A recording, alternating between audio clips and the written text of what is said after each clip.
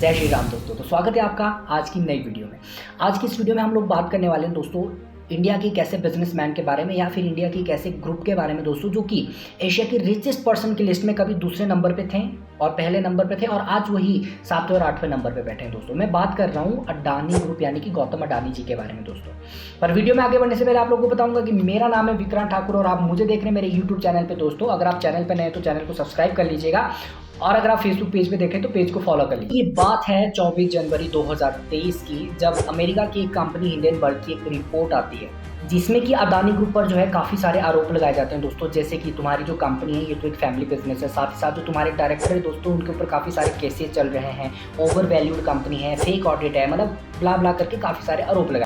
तो उस रिपोर्ट के आने के बाद अडानी जी के शेयर जो है वो इतने गिरे दोस्तों, जहां की वो एशिया के रिचेस्ट पर्सन की लिस्ट में दूसरे नंबर पे थे, वहां पे 7वें नंबर पे आ गए।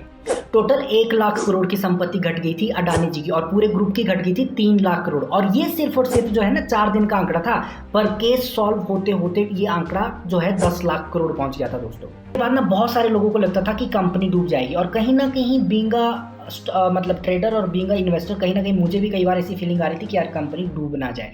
बट होता क्या है, अडानी जी केस जीत जाते हैं और केस जीतने के बाद कंपनी धीरे धीरे रिकवर करती है और जितने भी उनके इन्वेस्टर्स थे शेयर स्टॉक मार्केट में सब लोग जो है आस्ते आस्ते रिकवर करना शुरू करते हैं। और ये जो 10 लाख करोड़ का लॉस था ना दोस्तों, ये और भी ज़्यादा बड़ा हो सकता था। अब आप लोग सोच रहे होंगे कि कैसे, चलो मैं बताता हूँ। तो सबसे बड़ी बात यहाँ पर यह थी कि जो इनकी कंपनी के मैच्योरिटी ऑफ शेयर है वो इनके खुद के पास थे। मार्केट कब टूटता है, जब लोग वक्त ज्यादा से ज्यादा शेयर को बेच देते हैं तो मार्केट टूटता है। और मार्केट बढ़ता कब है, जब लोग वक्त ज्यादा से ज्यादा शेयर को खरीदते हैं। तो अडानी जी के इतने ज्यादा शेयर ही मार्केट में अवेलेबल नहीं जो इससे ज्यादा लॉस करवा सके। तो चलो आप लोगों को ये बात भी बता देता हूँ कि अडानी ग्रुप की कौन कौन सी कंपनी के कितने शेयर गिरे। इसमें सबसे ज्यादा नुकसान हुआ था अडानी गैस को। अडानी गैस का जो 24 जनवरी को मार्केट गैप था वो था 4,27,000 करोड़ और जो कि गिर के रह गया था 1,78,000 करोड़, यानी कि टोटल 58% डाउन। दूसरे नंबर पर आती है दोस्तों अडानी एंटरप्राइज, जिसका टोटल मार्केट गैप था 3,92,000 करोड़ और बाद में बच गया था 1,80,000 करोड़, यानी कि टोटल 54% डाउन। कंपनी है अडानी ट्रांसमिशन, जिसका टोटल मार्केट गैप था 3,07,000 करोड़ और बाद में बच गया था 1,56,000 करोड़, यानी कि टोटल 49% डाउन। अगली कंपनी है दोस्तों अडानी पोर्ट। अडानी पोर्ट की अगर हम लोग बात करें तो 1,64,000 करोड़ टोटल मार्केट गैप था, जो बाद में बच के रह गया था 1,07,000 करोड़, यानी कि टोटल 34% डाउन। तो चलो दोस्तों अब मैं आप लोगों को बताता हूँ कि जो अमेरिका की ये कंपनी है हिंडनबर्ग, ये पैसा कैसे कमाती है। देखो भाई, अडानी जी का तो इन्होंने 10 लाख करोड़ का लॉस करवा दिया, तो बताना तो बनता है कि ये कंपनी कैसे पैसा कमाती है। एक बात याद रखना दोस्तों, जो हिंडनबर्ग कंपनी है ना वो एक शॉर्ट सेलिंग कंपनी है और शॉर्ट सेलिंग और नॉर्मल शेयर में फर्क क्या होता है वो भी आप लोगों को मैं बताऊंगा। तो नॉर्मल शेयर में क्या होता है दोस्तों कि जब आप कोई चीज खरीदते हो और उसका दाम बढ़ता है तो आपको प्रॉफिट होता है, यानी कि आपका फायदा होता है। बट जब दाम घटता है तो आपको लॉस होता है, आप दिवालिया हो जाते हो।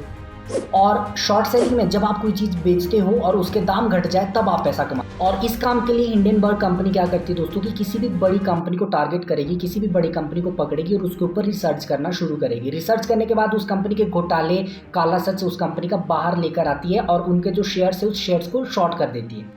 और इस काम के लिए लगता है दोस्तों बहुत मोटा पैसा, और हिंडनबर्ग कंपनी के पास पैसा तो है नहीं और आज दिन तक इस कंपनी ने अपना एड्रेस तक रिवील नहीं किया। और साथ ही साथ में जो है ना 5-6 एम्प्लॉयज शो किए हैं आज दिन के, हमारे पास तो 5-6 एम्प्लॉयज है। तो ये क्या करती है पैसे के लिए कि जो बड़ी बड़ी इन्वेस्टर्स कंपनीज होती है ना दोस्तों, उनके पास जाके अपनी रिसर्च की हुई रिपोर्ट को रिवील करती है। उनके पास जाके ये बोलती है कि भाई ये मेरी रिपोर्ट है, अगर तुम्हारे को समझ में आती है तो तुम शॉर्ट करो, और जब तुम शॉर्ट करोगे तो मैं अपनी रिपोर्ट को बाहर निकाल दूंगी, यानी रिवील कर दूंगी। और जब रिपोर्ट रिवील होगी तो शेयर गिरेंगे और शेयर टूटेंगे तो तुम्हारे को फायदा होगा, और जो तुम्हें फायदा होगा उसमें से कुछ % मुझे दे देना। तो ये है हिंडनबर्ग का मॉडल, मतलब कि कुल मिला के ये दूसरी कंपनीज को मारने की सुपारी लेती है।